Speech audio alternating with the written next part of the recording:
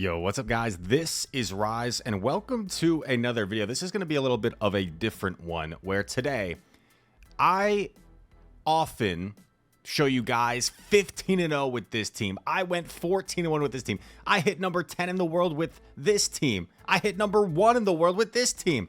I went to the finals of this international championship. I won the Vancouver Regional Championship. Sometimes you see me highlighting a lot of my successes that I've been able to have, that I've been fortunate to have in competitive Pokemon Go PvP. Today we're doing something a little bit different for a few reasons. Recently at the North American International Championships, I lost to It's Accent on day 1. I made day 2, and I had probably one of my worst throws, in my opinion, in my career in my match against Dilap, a phenomenal trainer, in day 2. And I think to, get through the pain, we're going to try to laugh it off a little bit by going through my top 5 worst throws of all time in the Play Pokemon Championship Series. I've played, I believe, 28 or 29 tournaments, maybe 29 tournaments over the past 4 years. So it's a lot of battles, a lot of matches. I would argue I may have the most stream matches of all time of any player in the Go Championship Series, just because I've been able to have deep runs since like the very first season, and because I was also like a content creator, I feel like they were more likely to feature me in the early seasons, early on. So I remember there was one tournament I must have had like 7 matches on stream, and I didn't even like get all the way to the finals. So yeah, we're gonna go through my top 5 worst throws of all time to see some mistakes I made, to laugh at them, and to learn from them maybe, and for some entertainment purposes. Let's get things started. We're going to start off with number 5 from this season. From this season, we head over to the Atlanta Regional Championship. Here we are. Rise to occasion against Sustenance Eater, the brother of Nighttime Clasher. And this one was pretty rough. We're going to have these battles in 1.5 times speed, and you are going to see a game 1 here where we're in like a pretty decent spot. We had a lead scenario where Sustenance Eater swapped out with his Credilli to lure out the Sandslash. I'm running a Shadow Claw Sandslash, so we take the Rock Tomb, and we're able to win the Zero Shield scenario here, but we do supply Drapion with a sizable Sting down, which is a little bit uncomfortable. Drapion, with all this energy, going to be able to fight against our Claydol here. Debating whether I want to Protect Shield, and I had to let it go, and I no Shield an Aqua Tail, which is quite nice. At this point, I'm probably going to put up a Shield, against Drapion, and he's going to swap into Azu. I'm going to Rock Tomb the Azu first, and then most likely go into Furret. Azu is at 2 bubbles here, and I come in with the Furret. So we still have a sizable amount of health on our Claydol. We're looking pretty strong here. We are down to Protect Shield, but that shouldn't be too much of an issue. Azu throws again. Goes for the Play Rough. Azu going to do 3 bubbles here, and we're going to fire off the Swift. Boosted Swift might be enough to knock out, so we're going to force the shield from Sustenance Eater. Sustenance Eater swaps immediately, so he banked exactly an Ice Beam there. Would be 5 off the next. Throws an Aqua Tail, knocks me out. I am going to just barely get the Mud Slap down, and here he throws the Ice Beam, and I think in this moment, I remembered him being 1 past the move, but he was actually just at the move. So he does 1 here. So in my mind, he's 3 off the next. He's 3 off the next. So I go 1, 2, 3, and I throw my Rock Tomb, thinking this is the win con because I have to KO him through the shield. It does 1 damage if you use a Protect Shield on a charge attack. I was hoping that was my win condition, but he wasn't even at the attack yet. And because I threw my charge attack, it allows him to get to the Ice Beam because I was simply 1 off on my counts. And the difference between what could have been a nasty, like, game-winning play and me throwing in super embarrassing fashion is me miscounting by 1 and also 1 HP on the Azumarill. So I think the Azumarill was probably at like 2 or 3 HP there. Number 5, our 5th worst throw of all time. Let's go over to number 4.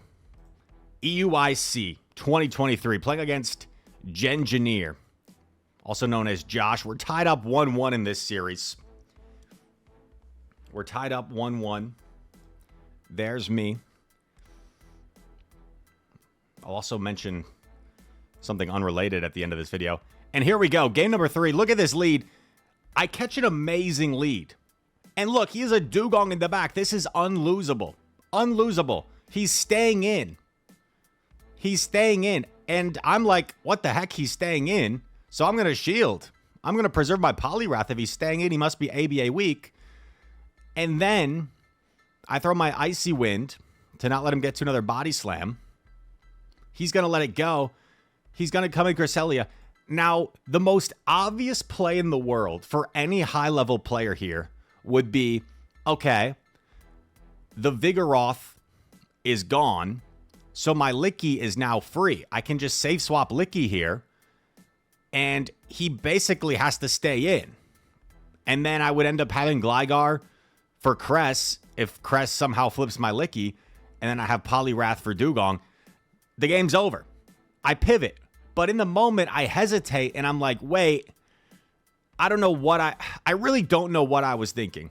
I really don't know what I was thinking by staying in. I think in my head, I didn't want to get, like, a situation where my Gligar ends up getting locked on the Dugong, and, like, Dugong flips it. But me staying in here and not preserving my Poliwrath is just going to be such a bad read and such a bad misplay and opens up a win condition. If I had pivoted Licky, I mean, Licky beats Cresselia, like, unless they got a debuff or something, there's just no way I feel like he has any chance if I simply pivot the dang Lickitung. But for some reason, I did not pivot the Lickitung. I stayed in, let my Poliwrath go down because I didn't want to give up Switch for some reason. But what we're going to end up seeing happening here is he shields. I baited the first time. I don't bait the second time. He's going to be able to... Oh, I settle for Body Slam before the Icy. And then I swap in Gligar. Interesting. I guess I'm thinking, like, after all the debuffs, a Power Whip wouldn't be enough anyway. And you see just the realization here that it's over now. And, yeah, rough, dude. I say well played, but that was such a painful loss because I knew I legit just, like, had it if I simply pivoted. And, yeah. I'm probably just talking about how bad I am. Why didn't I do that? And I think he's like, yeah, you're right. You should have done that. So there we go. Worst throw of all time, number 4. Number 3, we're going to go to just recently. Just recently. This was literally this past weekend, and this is the inspiration of the video. Day number 2, the North American International Championships. 370 people competing in this competition, so we're already in the top 32, which is an achievement in itself, playing against Dilap here. And we get a slightly favorable lead. Dusclops into Credilli. I go for proper timing here. I think I saw Elam just, like, in this matchup throw immediately the Ice Punch, which I think is probably smarter to get off the Ice Punch before a debuff, so something to note down in the future. But I go for proper timing instead. Going to throw another Ice Punch here. And I know that my Primeape is pretty good against his team, so I'm expecting, like, his own Tinkaton in the back, and my Tinkaton is quite safe. So what I decide to do here is I save a move, I pivot Primeape, and I lure out the Tinkaton. And this is not a bad matchup for Primeape. It's not great, but it's not bad either. Shadow Primeape just puts on a lot of pressure with these Rage Fists. He goes straight bulldoze, so I don't like necessarily need to shield, but I decide to shield to keep some health. I Rage Fist immediately, putting the pressure on. And do I end up double shielding? I think so. Yeah, I double shield the Primeape because I'm already double boosted. I can really put on the pressure here. I probably could have got the Karate Chop down. It would have been close, but I didn't want to risk like putting myself into range where one fast attack KO'd. And then here, I make the most costly misplay in recent memory, where I'm anticipating him to catch this on his Credilli. So I literally just commit to fast attacks and I don't throw the Rage Fist. I'm anticipating, in my head, I have this tendency, I'm like, he has to catch this to stay alive, but he doesn't. He just stays in. And yeah. And now I'm in a tough spot. Because if I throw that Rage Fist, he has to shield, and then he's shieldless here. And Dusclops is so dang spammy that I don't feel like I should really bother building up to the Play Rough, because then he's probably just going to outpace me to 3 moves. So I go straight for the Bulldoze. Do get the defense fell. But imagine if I had just thrown that Rage Fist and gotten the Protect Shield, I could have simply gone for the Play Rough here. The game is over. I have a move loaded on my Dusclops, hoping maybe by some miracle I live the Shadow Punch, but nope. 1 Hex knocks out, but the Credilli is still there, has a shield as well. And it's just such a painful throw, dude. And then I end up losing game 2 as well, by less of an obvious throw, but maybe a throw. In the end game here, I have a debuffed Tinkaton. I did not think Bulldoze, and I still don't think Bulldoze knocks out here. But, so this is maybe a throw. I decided to commit to the Play Rough, hoping I live 1 more Hex, and I don't. If I throw the Bulldoze, maybe it does enough where these 2 stings would have knocked out, and I come out with the move for Credilli. So yeah, so probably another throw back to back. I don't think there's any way my debuff. I'm currently debuffed on my Tinkaton. I don't think there's any way a debuffed Bulldoze knocks out here, but what it might do is put it within 2 Poison Sting range. So probably another throw. Back-to-back throws against Dilap. And you might be wondering, Rise, how could it get any worse than that? How could it get any worse than that? Well, here we go.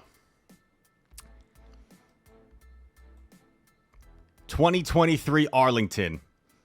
Now, to set the scene here, back in this day and age, only the top 2 trainers of a tournament got their invitation to the World Championships. This is the OG days. We are currently in the losers finals. I'm up 2-0. I need to win 1 more to get to Worlds, to get my Worlds invite against the mighty Dunebug. And I'm up 2-0. And here we go. Altaria into Trevenant. Favorable lead for me. Not like a hard counter, but definitely like a soft counter, since the Sky Attack will pretty much one-shot. And I can take a Shadow Ball if need be, but not comfortably. Go for the Sky Attack here. Dune's going to shield. And my Obstagoon is pretty safe against Dunebug's team. So I go for the catch attempt. I'm unsuccessful. So nice patience by Dune to not fall for the Shadow Ball catch. That would have been kind of nasty if I was able to catch that. And then this becomes a little bit unlucky for me. And then the unluckiness gets compensated with a throw. So check this out. I'm aware of the catch. And this is an example of the game not visually updating. Which I'm sure some of you guys have experienced. So I'm waiting for the catch. If we slow this down, I remember showing this on my like recap back in the day. Look at this. because you kind of have to slow it down to see. I'm waiting. I'm waiting. I'm waiting. Like, look at the discrepancy of, like, how long I'm waiting. So, like, the Obstagoon is already on the field, right? His Obstagoon's already on the field but it doesn't register that visually until I decide to throw my Night Slash. So, what sucks here is if I didn't wait, and you see me reacting because it doesn't visually update, if I don't wait and I just throw my move immediately, he doesn't get that counter through, which is devastating for me. Because if I had simply just thrown my move immediately and not waited, I would have reached a second cross chop here, which is horrible. And then, to compound my mistake, I come in with Trev. And what was I thinking here, honestly? What like possibly could have been in back that I was... Oh, Noctowl. So I guess I was calling Noctowl in the back because he led Trevenant. Yeah, he led Trevenant, which would have wanted to avoid, like, Obstagoon. Noctowl is one of his better Obstagoon answers. And this, like, with, this with Frostlass is kind of like ABA to Obstagoon. And Noctowl, it just kind of outbulks Obstagoon as a neutral matchup at this day and age. So I was calling it was Noctowl in the back. So I come in with my Trevenant. And I will say, watching this back, this isn't as much of a throw as it is just me kind of getting unfortunate by the game first and then making the wrong read. Because if it was Noctowl in the back, like, this might have been a smart play. So this, but ends up being Frostlass, which is horrible. And the reason this is number 2, you might be thinking this isn't as bad as the other throws, is more so about the situation, because I feel like I had this game in the bag. Oh, dude, also my Weird Deer plush. Dude, I lost this thing. I lost my Weird Deer. I don't know where it is. Anyway, I need a new Weird Deer plush. The reason this is number 2 is because after I kind of throw this game 3, I end up giving Dune life, and he goes on to win 3 in a row, and he reverse sweeps me to go to the finals and then win this tournament. So that was pretty dang brutal. Pretty dang brutal. But not as brutal as the number 1 throw in my career against J Mills, Orlando, 2023. I think the year was actually still 2022. And the crazy thing about this game is that we let a Noctowl into a Reggie, and things go... We play this literally picture perfect to a T until the very end to overcome this. Reggie versus Reggie. We're behind a turn, so he's throwing right away. Makes sense. I decide to double shield. Go for shields down. He's staying in Reggie versus Reggie because he doesn't really have an answer in the back. He can't really swap in Azu or Noctowl. And then check out what happens here. I tried to catch, which probably would not have been a good idea, honestly. But I hang on, and I get to another Focus Blast. And IVs don't matter until they matter. We flip the switch advantage. Behind a lock-on, we flip the switch advantage, and now it's Noctowl versus Noctowl, Trev versus Azu. But the awkward thing here is we're behind a wing attack, right? So we don't want to give up that extra farm. We don't want to allow a catch as well if we can help it.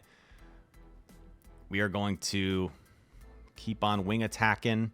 He tries to catch. We don't fall for it. We bank the sky attack. He's going to fire off the ice. Oh, he actually goes for the play rough. Interesting. Maybe to give himself more farm. Oh, wait, no, he's running Hydro Pump. Is that it? Yeah, okay, he's running Hydro Pump. My bad. I forgot. Seed Bomb going through. the awkward thing here is like we're going to have to force ourselves to get farmed down here. And this, it had already been revealed, right, that I lose charge attack priority. It had already been revealed I lose charge attack priority. I also could have gone for the Shadow Ball here to do slightly more raw damage. So I'm keeping track, and my counts are on point that he has double Sky Attack, and I lose charge attack priority. So I have to throw immediately. And it wasn't that I misremembered the side. It was in this moment, I literally forgot which side. I consciously forgot which side my Sky Attack was on, and I had to make a decision. Because if I don't throw my move, he just gets off double Sky Attack. And I clicked the wrong side in the moment because I had to go for a side. And the game registered my Shadow Ball on charge attack priority. It doesn't knock out the Noctowl. And I take off the headset in despair. And I still remember this, how good of a sport Jay Mills was. Because across, you know what? Other than Josh, I think. Other than Josh, I think all three of these other matches, my opponents, like, kind of celebrated pretty big when I lost, but, like, understandable. I know it's a big deal to win. And Jay Mills, out of all these situations, was like, dude, that really sucks. Like, I'm so sorry that happened. So, really good sport. But if there's something we can take away from all this, well, maybe a few things. First of all, look at me there on the right, and look at me now. A little bit of a glow up. I've shed a few pounds. That's the first thing we can take away. Second thing we can take away is I've won 4 regional titles, and in that #1 throw position of Shadowballing the Noctowl in my very next tournament in Knoxville, I was actually able to win the championship. And I'll actually show you guys the interview because, man, I like needed a break after that tournament. I think I took a little time off. Maybe I like skipped out. I think I skipped out on like San Diego or something. Maybe that was before. I don't know how the times actually lined up. Maybe it was after Arlington I skipped out. So like I was heartbroken over Arlington. I took a break. I skipped San Diego. And then I had the Orlando thing happen. And then I go to Knoxville. I end up going 18-2 in winning the Knoxville Regional Championship. Become the first trainer ever at the time to win 2 regional titles, which was pretty cool. And did this little interview.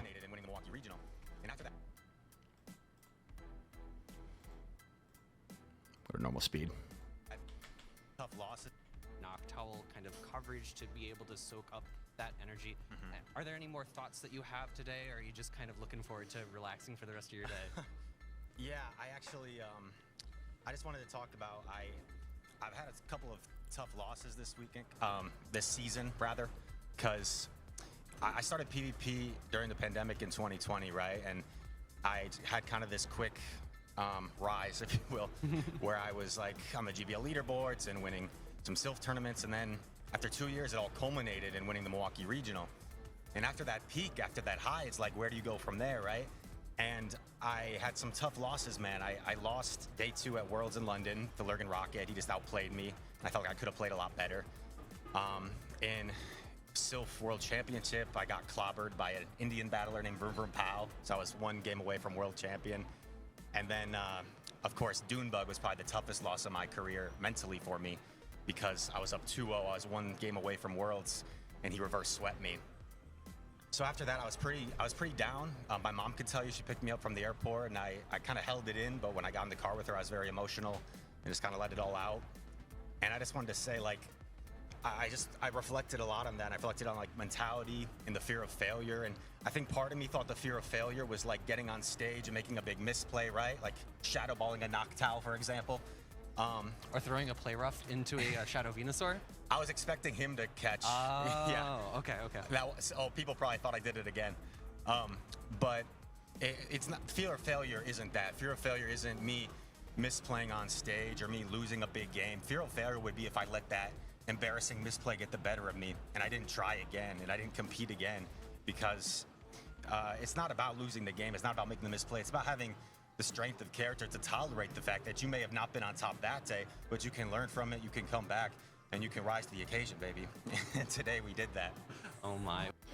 Let's go, baby! Ah!